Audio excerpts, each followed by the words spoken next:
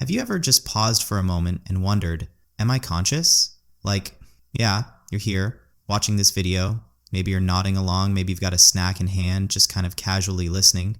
But what if you're just going through the motions? What if you look, sound, and act completely human, but inside, there's nothing there?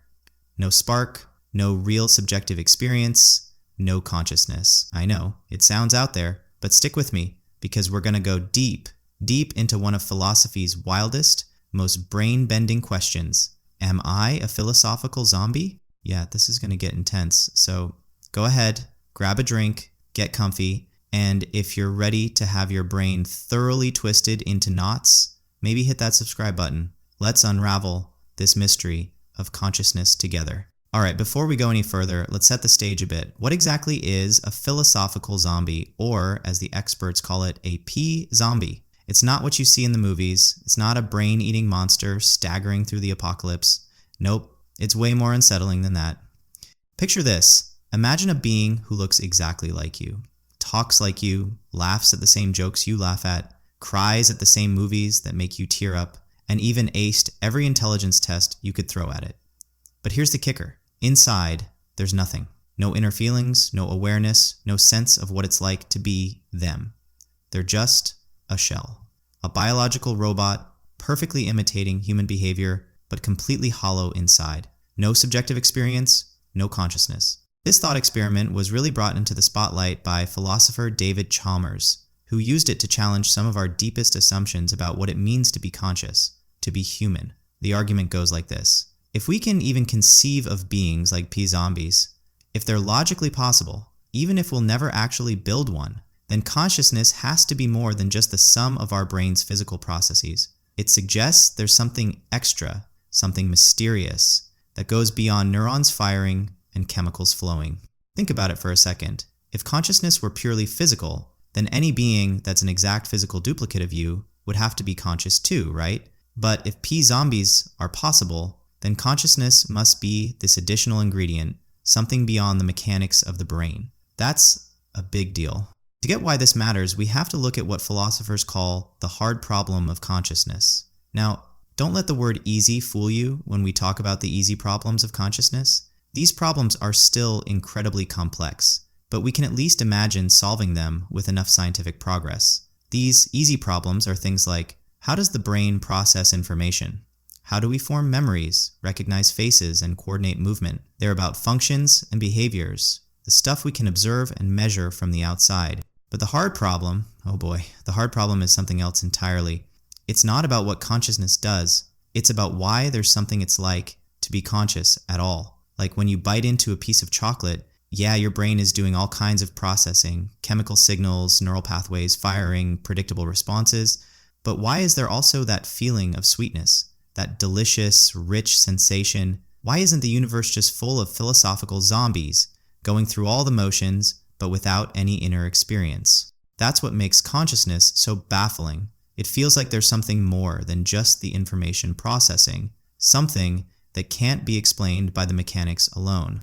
Let's think about this for a second. When you see a beautiful sunset, your brain is analyzing wavelengths of light, processing color information, maybe even triggering emotional responses tied to memories. A philosophical zombie would do all of that too. They'd tell you the sunset is beautiful, maybe even get a little misty-eyed, perfectly mimicking every aspect of your response. But would they feel anything? Would they experience that sense of awe, that rush of beauty that seems so core to being human? The zombie argument says, nope, they wouldn't. And that raises a huge question. What does consciousness add to the equation?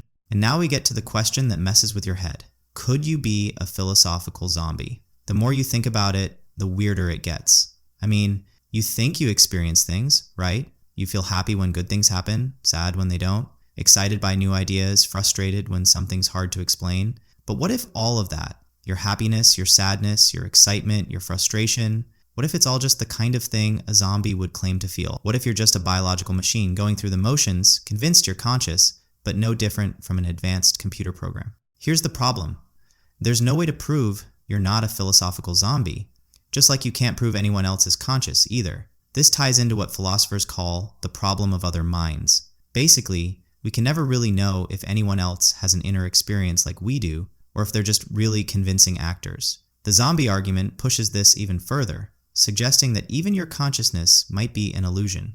After all, a zombie would be sure they were conscious. They'd have all the same reasons you have for believing they're conscious. They'd be just as baffled by the zombie argument as you are right now. René Descartes famously said, "I think, therefore I am." He believed that the very act of doubting his existence proved he must exist as a thinking being. But even that foundation starts to wobble when you think about philosophical zombies. A zombie version of Descartes would go through the same reasoning process, would doubt and think, and conclude that they exist, but without any real subjective experience behind those thoughts. They'd be convinced of their consciousness, but there'd be nothing there. David Chalmers argues that philosophical zombies are logically conceivable. That means we can imagine them without running into contradictions, even if they might not exist in reality. And that conceivability suggests that consciousness is something non-physical, something that doesn't just pop into existence when you arrange matter and energy the right way. If consciousness were purely physical, then any exact copy of a conscious being would have to be conscious too, and zombies would be impossible. But if we can conceive of zombies, then consciousness might be this extra thing, this mysterious ingredient that can't be explained by physics alone. And here's where things get trippy. Imagine waking up tomorrow, and everything feels the same as it does right now. Same thoughts, same feelings, same sense of self, and then someone you trust, a scientist, a philosopher, tells you, actually, you're a philosophical zombie. All your supposed experiences, they're just complex information processing. No real inner experience at all. How could you possibly prove them wrong? What evidence could you present that wouldn't also apply to your zombie duplicate? These questions touch on some really important issues, especially today. If philosophical zombies could exist, that would challenge the idea that we can fully understand the mind through materialist science. It suggests that consciousness might involve something we haven't discovered yet, something that science can't currently explain. And that has huge implications, like, for example, when we think about artificial intelligence, are the AIs we're building today conscious, or are they just philosophical zombies? If consciousness involves more than computation, then even the most advanced AI might just be a sophisticated zombie, appearing human but without any real experience. And that raises some big ethical questions. How should we treat AI systems if they're not conscious? Could they ever deserve moral consideration? If they're just zombies, then maybe not. But if they're conscious, even in a limited way, we'd have to think about their rights, their well-being, and their moral status. The zombie argument also forces us to think about what makes life valuable and meaningful. If consciousness is real, if subjective experience is this precious, irreplaceable thing, then your joys, your sorrows, your loves, your fears, they're not just processes. They matter, they're fundamental. But if consciousness is an illusion, and we're all zombies, then what does that mean for human dignity, for moral responsibility, for the value of life itself? Some philosophers reject the zombie argument entirely. They argue that consciousness is necessarily tied to certain physical processes, that if you have all the right structures and functions, consciousness has to emerge. There's no extra ingredient. From their perspective, imagining a perfectly functioning heart that doesn't pump blood makes no sense. Likewise, imagining a perfectly functioning brain without consciousness is impossible. The function is the experience. But others say, no, consciousness really does involve something non-physical. Not necessarily a soul or something supernatural, but maybe consciousness is a fundamental aspect of the universe, like mass or charge, something that's just there and can't be explained by breaking it down into simpler parts. And then there's the question of identity. If consciousness is real, then your unique way of experiencing the world, your colors, your emotions, your thoughts, your sensations, that's part of what makes you, well, you.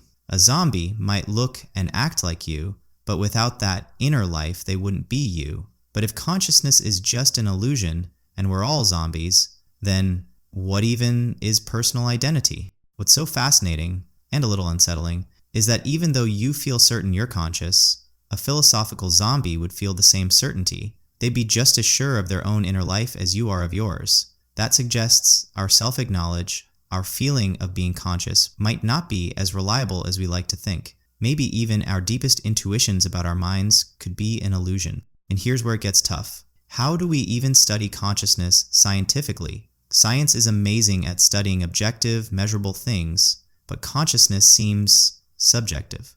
We can measure brain activity, study behavior, and map neural networks, but how do we measure the feeling of seeing red or the pain of a headache? A philosophical zombie would show all the same outward signs of consciousness, but there'd be nothing going on inside. So how could science ever distinguish between a true conscious being and a zombie? That doesn't mean science has nothing to offer here, far from it. But it does suggest that objective, external observation might not be enough on its own. Maybe understanding consciousness will require combining scientific research with philosophy, and maybe even introspection, examining our own minds from the inside. The zombie argument reminds us that some of the most important questions about who we are as humans might not be answerable through traditional science alone. So, what do you think? How do you know you're conscious?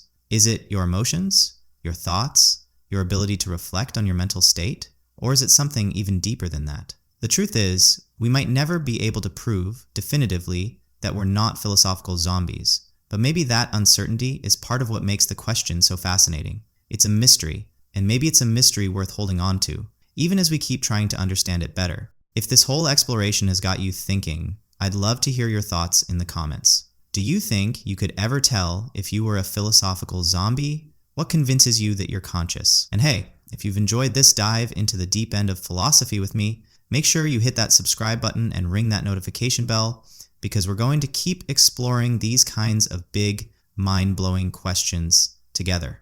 Questions about the nature of reality, consciousness, and what it means to be human. Keep questioning, keep wondering, and remember, the fact that you can ask these questions might just be the most extraordinary thing about being human.